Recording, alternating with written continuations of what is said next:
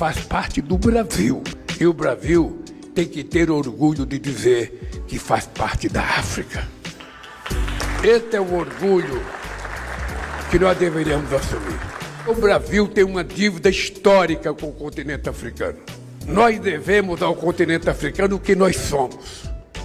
A nossa cor, a nossa arte, a nossa cultura, o nosso jeito de ser.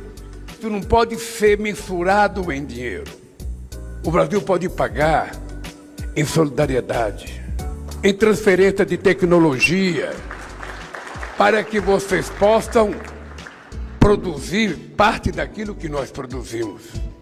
E o que nós estamos precisando é tirar proveito de todos esses avanços tecnológicos para produzir comida, que é isso que o povo quer ter água potável, quer ter energia elétrica, aquilo que é o mais elementar. Depois desse discurso do senhor Lula da Silva, começou a aproximação entre o Brasil e os países do continente africano. Aliás, quando Lula da Silva fez esse discurso, sua recondução à presidência do Brasil, ele deixou claro as suas intenções e a sua política externa, o fortalecimento da cooperação Sul-Sul, não só exatamente com os BRICS, que cria alternativas nas potências globais, e agora já temos exatamente uma outra cooperação que acontece com o continente africano. É a verdadeira reconstrução da Pangeia, essa aproximação do Brasil do continente africano, é aquela separação que aconteceu durante tantos mil anos lá atrás, e também houve essa ligação que Lula da Silva começa aí a abordar, que tem a ver exatamente com um passado histórico que liga muito os europeus, africanos e sul-americanos. Aí começa já a dívida histórica traduzida pelo Lula da Silva, e essa aproximação agora resultou com um dos líderes africanos que está a começar a desenhar uma nova política do continente africano. A política externa do senhor Ibrahima Traoré é uma política externa que busca meios alternativos, não aqueles que são exatamente da cooperação Norte-Sul, mas sim a cooperação Sul-Sul, ou melhor, também uma cooperação daqueles que não são exatamente do Ocidente tradicional. Falo mesmo de Washington, Londres, Paris. Essa cooperação nova que ele busca alternativas chama-se aí a Rússia, a China, que são esses membros proeminentes nos BRICS, e sem se esquecer do Brasil, que é o nosso tema de debate neste vídeo. Para você entender melhor neste vídeo, você tem que ficar até o fim para poder perceber o que está a acontecer nessa nova política externa do Brasil e a nova política externa de Burkina Faso. Mas de uma forma que parece lapsosa, teremos que tocar a cooperação como se fosse Brasil-África. Parece uma forma errônea, parece uma forma errada de tocar o assunto, porque o Brasil é um país e a África é um continente. Mas teremos que detalhar em alguns pontos, vamos ter que citar alguns países africanos. E primeiro vou me apresentar. Eu sou Mapi Ramute e eu vou convidar você que está do outro lado da telinha para deixar o seu like, se inscrever e partilhar o vídeo com amigos e familiares.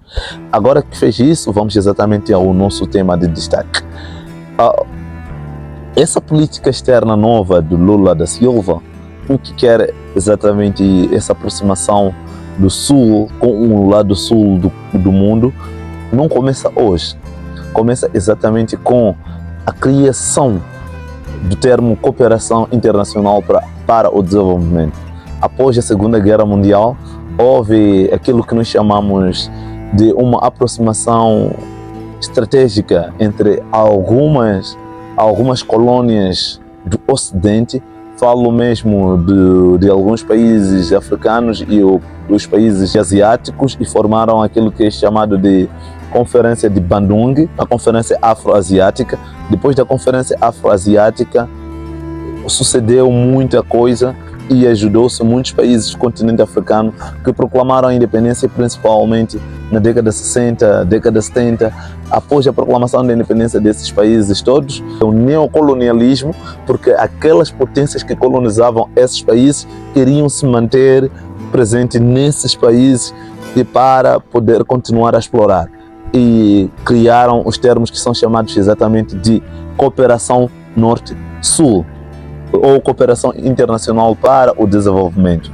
Na verdade, essa cooperação norte-sul não beneficiava muitos países do sul, mas sim explorava esses países de uma forma indireta. Tanto que o dinheiro que era dado, por exemplo, que saía dos países de origem dos países ocidentais para o sul, 70% a 80% voltava exatamente para aqueles países, não só em dinheiro em espécie, não só em salários, que eram dados exatamente os técnicos que vinham exatamente daqueles países, mas também em equipamentos e tecnologias que saíam daqueles países e eram pagos e de certa forma voltava para aqueles países. Como que eles usavam? A condicionalidade ou o condicionalismo que eles usavam é que era a forma de voltar para aqueles países de origem.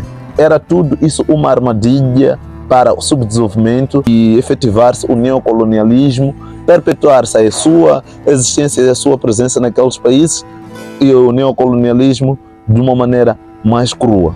Mas com o tempo começaram a desenvolver alguns países. Houve a primeira conferência na Argentina, por exemplo, dos países do Sul, que começaram já a sentar e pensar e repensar numa forma de cooperação entre os países não ocidentais, uma cooperação sul-global. Dessa forma, é uma forma de escapar do Ocidente, dos colonizadores. Mas como é que nós vamos cooperar e desenvolver desta maneira? Uma das maiores potências da zona sul do globo terrestre é exatamente o Brasil. O Brasil é uma das maiores potências, se não a maior potência do sul do globo terrestre.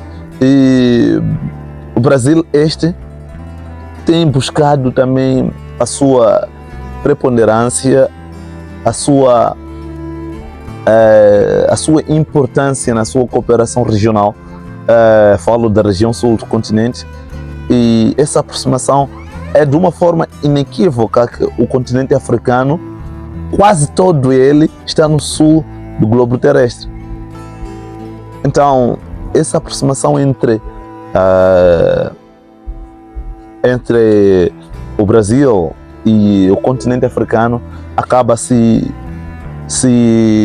tornando uma cooperação extremamente importante que vai ser frutífera, sem contar com casos crônicos de problemas de existência, por exemplo, casos de insegurança ou talvez insoberania alimentar, que nota-se exatamente no continente africano,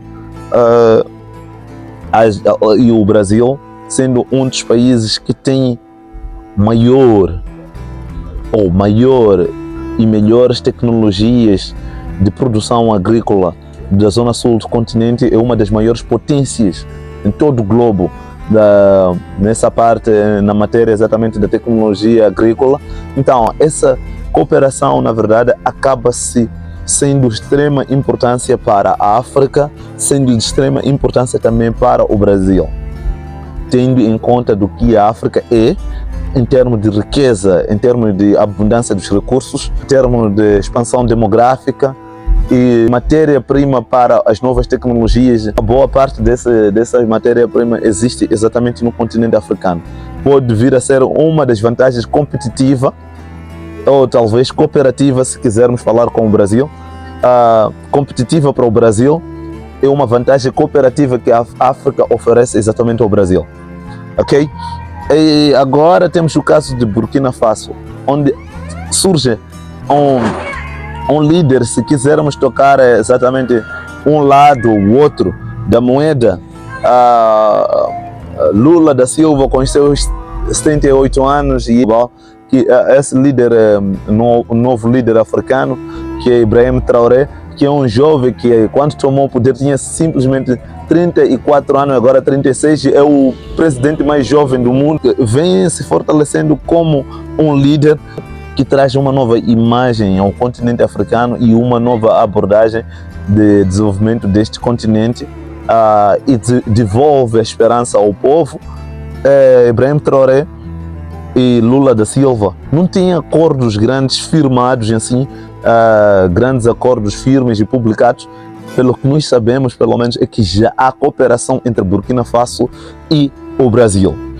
É importante que haja exatamente essa aproximação, porque Burkina Faso está localizado no coração da África Ocidental. Essa localização geográfica já lhe coloca num privilégio a partir do Burkina Faso e começar a crescer a cooperação naquela região da África Ocidental toda, que é uma região de extrema importância em termos estratégicos. Por exemplo, a Nigéria está lá na África Ocidental. Sim, a Nigéria é uma grande potência, é a maior economia da África agora, é a maior potência demográfica do continente. A aproximação com a África Ocidental é de extrema importância neste momento entre Burkina Faso e exatamente o Brasil. E quais são os interesses, quais são as cooperações que existem aí? Numa primeira fase, é a cooperação na parte da tecnologia agrícola, em que o Burkina Faso tem tanto interesse e o Brasil já é uma potência. Cooperação de combate ao alastramento do deserto do Sahara. Para quem não sabe, o Burkina Faso, exatamente o seu norte, faz parte daquela região de Sahel, aquela região toda em que está sendo alastrado o deserto do Sahara, está a crescer, a descer, e eles querem estancar a partir daquele meio. Isto, Burkina Faso acaba sendo de extrema importância por causa da sua política anti-ocidental. Lula da Silva também, por sua vez, ou o governo brasileiro, por sua vez, tem uma política também que é anti-ocidental, anticolonialista, anti-imperialista e anti-neocolonialista. Isso busca os países para ter uma certa convergência. E falando da cooperação do Sul-Sul, por que está sendo mais aceito? É porque desde a década de 70 há estudos publicados que mostravam que, na verdade, a cooperação Norte-Sul não traria nenhum efeito. Agora estamos em 2025 e comprovamos que, na verdade, não houve um grande progresso do continente africano.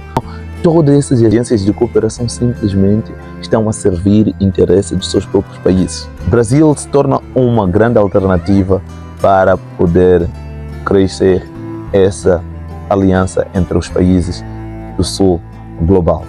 Mas mesmo assim é um país continental com muitos recursos, com meios para se tornar uma das ou a maior potência do mundo. Muito obrigado. Temos um encontro marcado para o próximo vídeo, mas antes disso, deixa a sua opinião lá no campo democrático. Você tem que continuar a nos apoiar. O meu contacto no WhatsApp vou deixar lá. Para quem quiser apoiar o canal, pode entrar no contacto. Vamos continuar a fazermos o trabalho como este ou melhor que este. Temos um encontro marcado para o próximo vídeo. Tchau, tchau.